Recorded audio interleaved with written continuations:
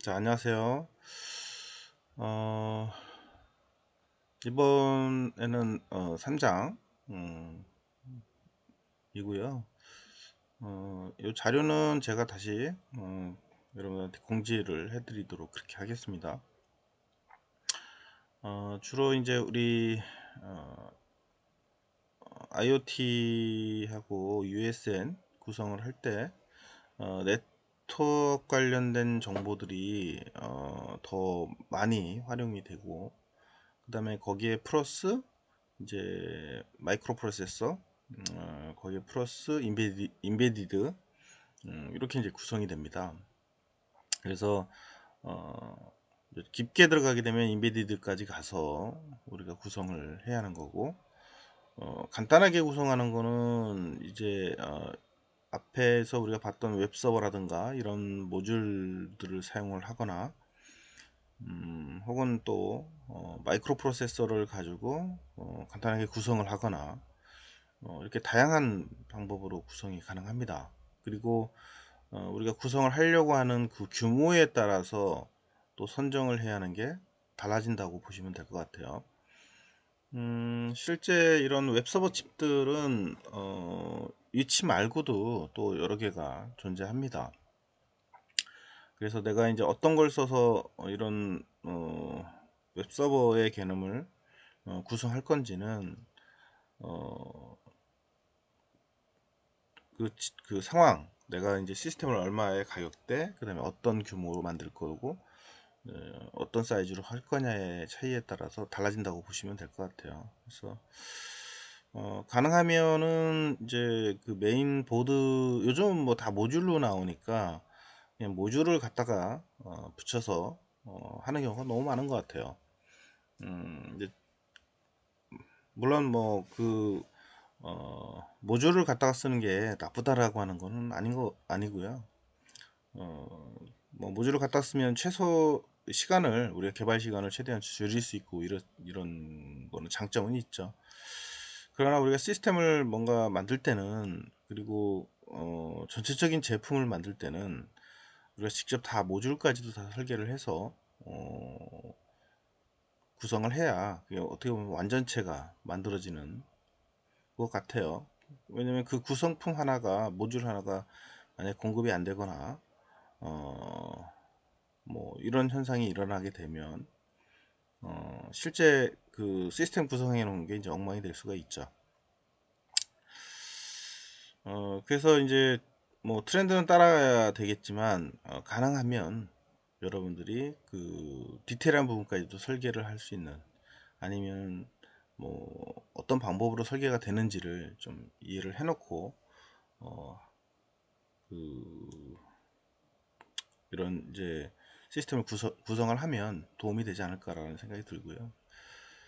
그러다 보니까 제가 이제 그런 어떻게 구성하는지, 그 다음에 회로적인 부분과 전반적인 그 그림을 그리는데 도움이 되도록 설명을 드리고 있어요. 이게 이제 원래는 각각 실험까지도 원래는 이제 뭐 하면서 세팅을 해야 되는 그런 분야이기 때문에, 이거를 뭐 전반적으로 다 이해하는 데까지는 좀 시간이 많이 필요한 부분도 있죠. 어쨌거나 이제 우리가 용어들, 그 다음에 전체적인 그림, 시스템을 어떻게 구성을 하는지 를 여러분들이 좀 이해를 좀 해놨으면 좋겠고요. 오늘까지 일부 내용 설명드리고, 그 다음에 뒤에 다음 주가 이제 우리가 시험 기간인가 그런 것 같아요. 그래서 다음 주에 우리가 시험을, 잠깐만요, 제가 한번 볼게요. 네, 다음 주가 시험인데요. 그 다음 주에 시험을 이제 치르도록 그렇게 하겠습니다. 그래서 이번에도 이제 온라인으로 시험을 보는 걸로 이렇게 결정을 했습니다. 그래서 온라인 시험은 이제 화면이 다 보이도록 해야 합니다. 그래서 그 시험 볼 때 여러분들이 온라인상에 이렇게 얼굴이 다 보일 수 있도록 그렇게 해주시면 될 것 같고요. 주로 객관식, 주관식 이렇게 볼 것 같고요. 지금까지 했던 내용들에 대한 용어라든가 그리고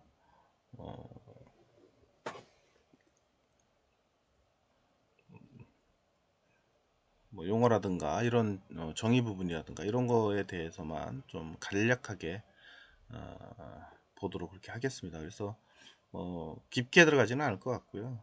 우리가 꼭 이제 알아둬야 할 내용들에 대해서만 좀 볼 거고요. 이따가 우리 수업 끝나고 뒤에 요약을 좀 제가 해드릴게요. 그래서 그런 부분들을 좀 집중적으로 공부를 해서 쓸 수 있도록 그렇게 했으면 합니다. 자, 그러면 우선은 내용으로 가서 우선은 우리가 이제 보드 구성에 대한 설명을 좀 하려고 합니다.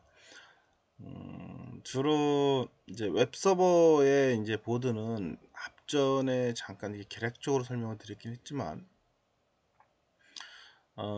이런 웹서버에 관련되어 있는 이제 전용 IC들이 있고요. 그런 IC를 가지고 설계를 하게 됩니다. 그리고 그런 IC 내부에는 우리가 이제 생각하는 마이크로 프로세서라고 하는 CPU의 개념이 안에 내장이 되어 있고요. 그리고 거의 일반적으로는 원칩 개념으로 제공을 합니다. 그래서 칩 하나에 안에 이제 모든 게 다 들어가 있죠. 마이크로 프로세서인데 그 안에 이제 이더넷이나 이런 네트워크 관련된 것들을 할 수 있도록 그 기능이 안에 내장되어 있다라고 보시면 돼요. 그러다 보니까 이제 웬만한 속도 가지고는 안 되는 거죠. 그러니까 일반적인 여러분들 AVR이나 이런 것들은 뭐 아두이노나 이런 보드들에 쓰는 이런 이제 8비트 마이컴들이 있죠. 이런 8비트 마이컴들은 사실은 뭐 아주 빠른 속도의 통신 속도라든가 빠른 속도로 제어하는 거에 사용은 당연히 어렵습니다. 맥스로 주파수를 써봤자 얘들 같은 경우는 이제 16메가거든요. 16메가 이제 헬즈로 구동하기 때문에 많이 해봐야 속도가 이 정도뿐이 안 되는 거죠. 근데 이제 최소한 요 네트워크 정도의 제어를 하려면 100MHz 정도. 지금 현재 우리 이런 아두이노의 속도로 기반으로 본다면 거의 한 100MHz 정도 이상 돼야 하거든요. 거의 근사하게 갈 정도는 돼야 우리가 네트워크를 사용을 할 때 조금 부담 없이 쓸 수 있는 속도라고 보시면 될 것 같아요. 그러다 보니까 이제 이 칩 자체가 저 정도 이상 지원을 해주는 칩이면 웬만하면 네트워크 접속이나 네트워크 제어를 할 수 있는 그런 기반을 갖게 되죠. 그래서 지금 우리가 이제 보려고 하는 웹서버 칩도 사실은 이제 저렇게 속도가 그 이상 나올 수 있도록 내장되어져 있고요. 그래서 CPU의 성능 비슷이지만 거기에 그 클럭 속도도 그만큼 따라주기 때문에 이제 가능한 그런 구조라고 보시면 될 것 같아요. 자,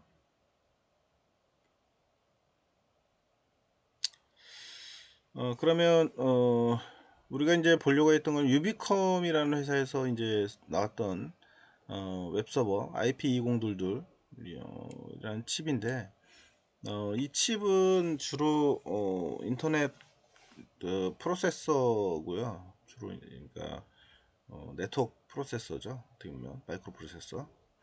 거기에 이제 인터넷 프로토콜이나 그 다음에 스택이라는 게 스택은 앞전에 뭐 잠깐 언급을 했었지만 그 iOS에 대한 그런 스택 구조가 내장이 돼 있다라고 보시면 될 것 같아요. 그 다음에 이제 각종 마이컴 기능도 같이 포함되어져 있는 그런 칩이고요. 그래서 이제 칩 자체가 네트워크 관련 기능을 지원을 하게 되는 거죠. 요게 안 되면 사실은 이제 네트워크 관련돼 있는 네트워크 관련된 모듈을 이제 사용하고, 그 다음에 일반적인 마이크로 프로세서를 또 붙여서 쓰기도 해요. 속도가 느린 애는 실제 네트워크에 관련되어 있는 거는 이제 이쪽에다 연결하는 거죠. 그리고 중간에 네트워크 관련된 거를 처리해주는 모듈이 있고요. 그 모듈에다가 마이크로 프로세서를 붙이면 뭐 이게 이제 하나의 네트워크 구성이 가능한 거죠. 그래서 요 마이크로 프로세서 간단하게 제어하는 거는 물론 구성이 가능합니다. 그래서 아두이노 가지고도 사실 네트워크 접속을 해서 뭔가 제어하는 것도 동작을 할 수가 있죠.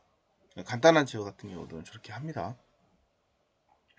근데 이제 제가 얘기하는 거는 이제 아까 했던 웹 서버라든가 웹을 구성을 해서 뭔가 자료를 받아서 제어를 한다든가 뭐 이런 개념일 때는 저렇게 조그만 프로세서만 가지고는 그 시스템 전체 그림을 그리기가 어렵다는 거죠. 그래서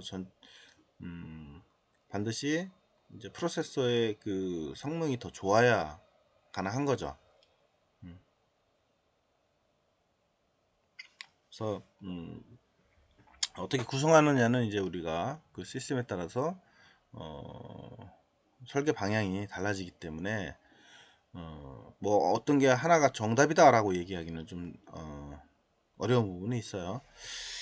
자, 그 다음에 이제 그래서 이제 이 IC 하나 칩을 가지고 먼 거리에서 네트워크를 통해서 인터넷을 통해서 원거리 접속을 할 수가 있게 되는 거죠. 어떻게 보면 이제 하나의 여러분들 서버 컴퓨터 그런 거하고 똑같은 개념을 갖는다라고 보시면 될 것 같아요.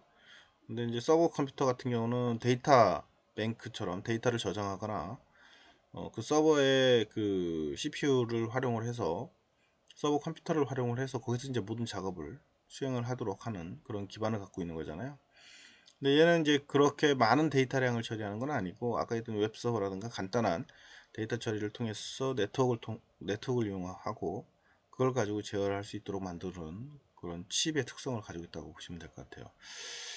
그리고 이더넷은 우리가 10 베이스 T 이더넷을 쓰고 있죠. 그래서 요거는 좀 잘 알고 있어야겠죠. 용어는 10 베이스 이더넷. 요거는 이제 안에 맥 어드레스라는 이제 맥이라는 게 있고요. 그 다음에 PHY라는 게 있고 그게 포함되어 있는, 그리고 USB, 그 다음에 이제 뭐 여기는 GPSI라고 하는데 뭐 그냥 시리얼 인터페이스 하는 그런 기능들이고요. 그 다음에 SPI는 이것도 마찬가지예요. SPI 같은 경우는 어드레스를 가지고 있기 때문에 여러 개를 달아서 어드레싱을 해서 내가 디바이스를 제어할 수 있는 그런 하나의 이제 인터페이스 기법이라고 보시면 될 것 같아요. 프로토콜을 가지고 있고요. 최근에 나오는 마이컴이나 모든 프로세서들은 SPI 기능을 가지고 있죠. 얘들은 이제 속도가 좀 빠르고요. 다른 시리얼 통신보다는. 그 다음에 어드레싱 매칭이 좀 쉽게 되어져 있죠. 그 다음에 이제 UART는 이제 시리얼 통신이죠. 시리얼 통신. 그래서 시리얼 통신도 얘가 이제 원 채널을 가지고 있느냐, 투 채널을 가지고 있느냐에 따라서 또 달라지게 되는 특성을 가지고 있고요. 그 다음에 아까 얘기했던 것처럼 동작 속도가 중요한데 얘 같은 경우는 동작 속도가 몇이에요? 100MHz 이상, 그러니까 120MHz 정도 나오네요. 120MHz 속도로 이제 동작을 하고 있고요. 그래서 가능하면 이 네트워크 관련돼서 아주 좀 양을 좀, 사실 이것도 빠른 건 아니에요. 많이 빠른 건 아니에요. 또 기본적인 네트워크에 관련된 제어하는 데는 충분하다라고 하는 거죠. 그래서 우리가 이제 그 라즈베리 파이나 아니면은 이제 요즘 나오는 그 트렌디한 그 인베디드 보드 같은 경우들은 거의 뭐 100MHz 이상 넘어가죠. 그러니까 네트워크로 서버 구성을 해서 제어를 할 수가 있게 되어져 있다라고 보시면 될 것 같아요. 그 다음에 이제 어, 파스트 프로세스 코어고요. 아주 그러니까 뭐 단일 칩으로서는 뭐 상당히 빠른 속도를 가지고 있고, 그 다음에 내부에 이제 플래시 메모리가 이제 내장이 돼 있다는 거죠. 그러니까 CPU 요즘 뭐 모든 CPU들은 이 내부에 메모리를 가지고 있습니다. 이제 플래시 메모리가 있고요.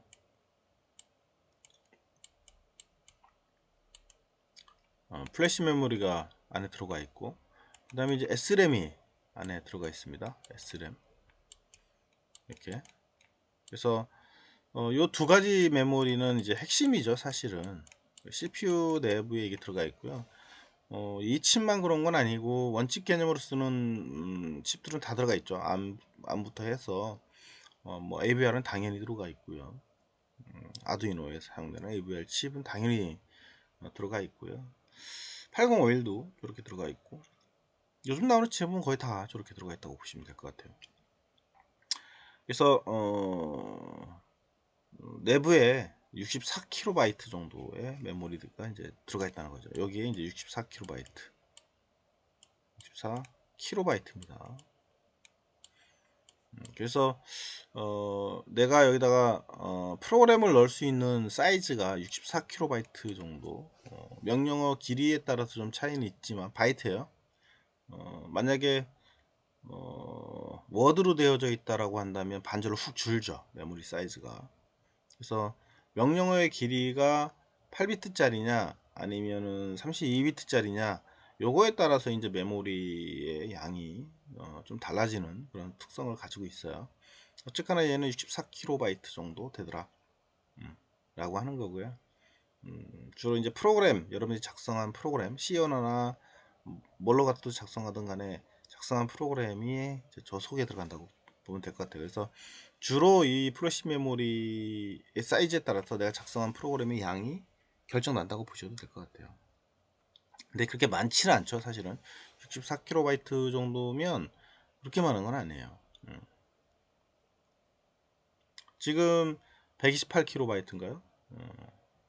128 같은 경우는.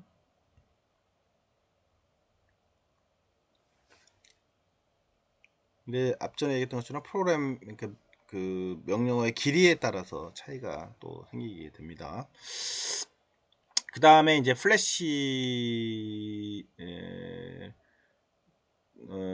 메모리 다음에 SRAM이라는 게 있는데, SRAM은 말 그대로 이제 램의 램. 단지 데이터들이 이제 저장되는, 여기 이쪽은 이제 데이터들이 들어가죠.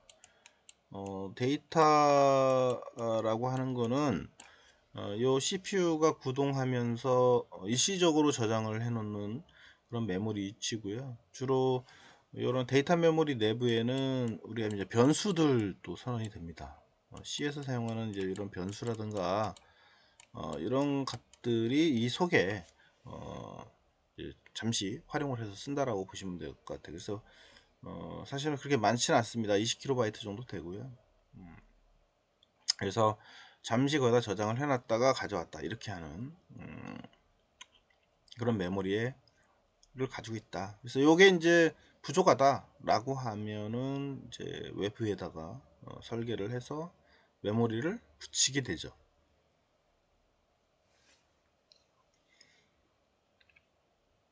그래서 이제 원칙 개념으로 쓰는 것도 있지만 요게 이제 정 안 되면 이 칩에다가 외부에 요 롬하고 플래시죠, 플래시 메모리하고 그 다음에 이제 SRAM하고 이거를 이제 외부에다가 이렇게 붙여서 확장을 시킬 수가 있어요. 그러니까 그거는 요 CPU가 이 CPU가 그 기능을 지원하느냐 안 하느냐의 차이예요. 이 CPU가 외부에다가 메모리를 확장하는 기능이 없으면 아예 확장이 안 되고요. 저 CPU가 외부에다가 메모리를 확장을 시킬 수 있다라고 한다면 가능합니다. 그래서 항상 저 프로세서가 어떤 성격을 가지고 있는지를 알아야 하는 거죠. 그래서 주로 이제 암이라든가 이런 좀 큰 방대한 시스템들은 당연히 외부에다가 메모리에다가 설정하는 경우들이 많아요. 왜냐면 내부에다가 하는 건 한계가 있잖아요. 그래서 사이즈 한계가 있고요. 그래서 이제 외부에다가 메모리를 붙여서 사용하는 걸로 확대를 해서 씁니다. 그래서 주로 32비트들은 외부에다 이렇게 확대를 할 수 있는 기능들을 다 거의 가지고 있어요. 원칙 개념으로 쓰는 거 빼고는. 이제 OS 기반으로 돌아가는 그런 프로세서들은 거의 다 그런 것 같고요. 요거 같은 경우는 우리 AVR이라든가 이런 칩들도, 이런 프로세서도 당연히 요 플래시 메모리와 SRAM 구조로 되어져 있습니다. 근데 얘는 플래시와 SRAM을 모두 외부에다 뺄 수 있는 건 아니고, 얘 같은 경우는 SRAM만 외부에다가 빼서 달 수가 있게 이렇게 이제 해놨어요. 그러니까 이 CPU가 어디까지 지원하느냐는 우리가 꼭 확인을 해서 설계를 해야 하는 거죠. 그래서 사실은 이제 프로세서 쓸 때는 이런 다양한 설계 방법을 다 알고 설계를 해야만 진정으로 우리가 원하는 시스템 설계를 할 수가 있어요. 근데 요즘은 이제 저런 시스템들을 전체적인 거를 교육하는 데가 그렇게 많지가 않아서 좀 안타깝긴 한데, 어쨌거나 이제 최종적인 목적은 우리가 이제 암 계열의 CPU까지도 가서 다양한 시스템 구성을 할 수 있도록 하는 게 이제 주로 필요한 부분이죠. 자, 어쨌거나 지금 현재는 그렇고요. 여기 SRAM 같은 경우는 중요합니다. SRAM은 그냥 우리가 컴퓨터 쓸 때는 뭐 그냥 메모리라고 이렇게 얘기를 하잖아요. 근데 이제 요 쉽게 다시 말하면 이제 데이터 메모리라는 용어를 많이 써요. 데이터 메모리라고 하고요. 데이터 메모리는 이제 SRAM하고 D램이 있죠. SRAM하고 이제 D램이 있어요. D램도 사실은 많이 우리가 안 쓰기 때문에 D램이 뭐냐 이렇게 이제 하는 분들도 있어요. D램은 이제 D램하고 SRAM하고의 차이는 뭐 워낙 다들 기초적으로 얘기를 하니까 알 거라고 봅니다. SRAM은 주로 이제 전원이 들어가 있으면 그 안에 데이터가 그대로 살아 있어요. 그리고 또 썼다 지웠다 할 수 있고요. 근데 이제 D램 같은 경우는 리플래시 돼서 한번 그 라이팅을 해놓잖아요. 그러면은 시간이 지나면 다 사라집니다, 데이터들이. 그래서 D램 같은 경우는 이제 D램 컨트롤러가 있어야 하고, 그 컨트롤러를 가지고 주기적으로 계속 써줘야만 되는 특성을 가지고 있죠.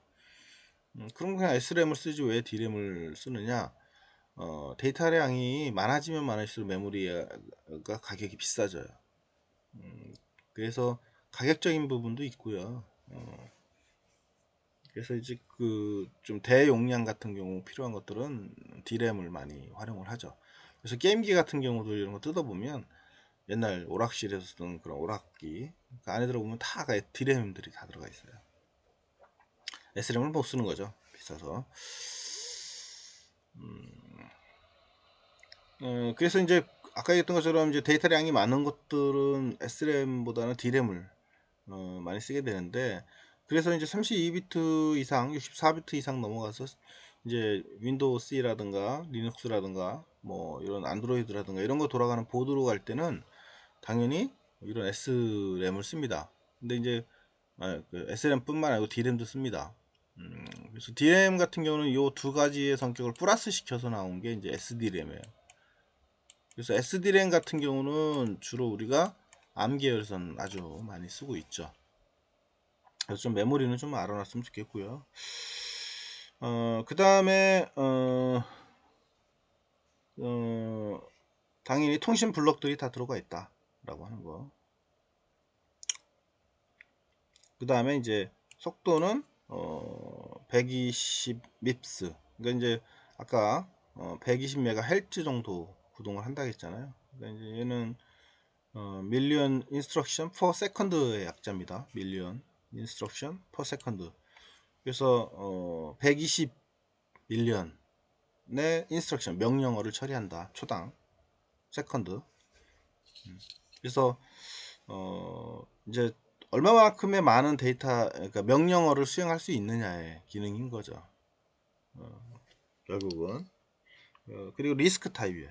리스크는 이제 reduce instruction입니다. 그러니까 뭐냐면 명령어들이 아주 축소화되어 있어요. 그래서 많지 않은 명령어를 가지고 다양한 표현을 할 수 있게 이렇게 이제 구성이 되어 있습니다. ARM 계열이 주로 리스크 타입들이죠. 우리 32비트 ARM 계열들, 그 다음에 이제 PIC라고 하는 CPU들, 이런 것들이 리스크 타입이에요. 네, AVR도 마찬가지로 리스크 타입이고요. 그러니까 이런 마이크로 프로세서들이 이제 거의 리스크 타입에서 속도가 상당히 빠르거든요. 그거는 이제 안에 하드웨어 구조가 이제 그렇게 돼 있습니다. 깊게 들어가서 이제 컴퓨터 구조까지 들어가게 되면 리스크 타입의 구조를 설명을 해줄 수가 있겠는데, 우리는 이제 그런 수업은 아니니까 거기까지는 뭐 안 들어갈 것 같고요. 어쨌거나 리스크 타입 같은 경우는 CPU의 명령어의 수가 줄고요. 그 다음에 그 명령어들이 이제 주로 원클락에 하나씩 처리되는 그런 구성을 가지고 있어요. 그러니까 이제 그만큼 속도가 좀 빠른 그런 구조를 갖고 있죠. 컴퓨터는 이제 시스크하고 리스크하고 두 가지가 있어요. 그러니까 시스크는 이제 컴플렉스드 인스트럭션이에요. 그러니까 복잡한 명령어들로 구성되어 있는. 그러니까 리스크 타입보다는 좀 명령어들이 좀 더 복잡해요. 그리고 속도도 약간 더 늦고요. 그런 이제 특징을 가지고 있으니까 좀 알아놨으면 좋겠고요. 그래서 얘 같은 경우는 이제 하이 스피드 패켓 프로세싱을 한다. 그다음에 통신 기능을 위한 명령 셋들이 안에 들어가 있다는 거. 그러니까 CPU 내부에 통신을 할 수 있는 그런 명령어들이 들어가 있다는 거죠. 그러니까 엄청 큰 장점을 가지고 있고요. 그다음에 이제 하드웨어 기능에 이제 소프트웨어 지원을 한다. 그러니까 이제 안에 기본적인 이제 요 각각의 기능들을 쓸 수 있도록 스택 구조로 구성이 되어 있어요. 그러니까 그 스택 구조만 알고 있으면 우리가 그런 네트워크를 제어를 할 때는 상당히 편하죠. 저게 없으면 우리가 일일이 다 하나씩 그 프로토콜을 다 짜줘야 하는데 그거를 할 수가 없는 거죠. 그 다음에 이제 ISP 기능이 지원한다. ISP는 이제 인시스템 프로그래머블인데요. 요거는 이제 말 그대로 시스템이 있으면 시스템을 만들어 놓고 거기다가 이제 우리가 프로그램을 넣을 수 있는, 계속 넣을 수 있는 그런 기능을 ISP 기능이라고 얘기하죠. 그래서 ISP 기능은 요즘 나오는 칩들은 거의 다 들어가 있습니다. 이게 없으면 이제 특수한 장비를 통해서만 그 칩 속에 프로그램을 넣을 수밖에 없는 그런 구조로 되어져 있습니다. 자, 좀 쉬었다가 나가도록 할게요.